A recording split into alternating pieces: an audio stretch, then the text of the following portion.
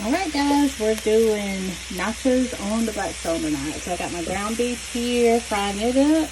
And I've got some nacho cheese in a cast iron skillet right here. I'm heating it up. And I've got this taco seasoning. This is sodium free. And it's by Marshall's Creek Spices. I'm going to season up our ground beef with it.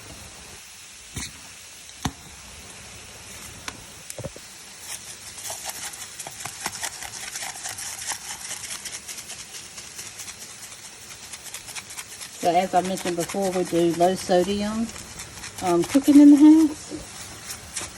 So this works out good. So now I've spread my tortilla chips all out on the grill. I've got my ground beef over here in the corner and the cheese is still heating up. I'm going to let these tortilla shells or tortilla chips heat up a bit. And then I'm going to load them up on our tray right here and put the meat and the cheese on them. Alright, so the tortilla chips are heated up pretty good now, so I'm going to scoop these up. I'm going to put them over here on the tray.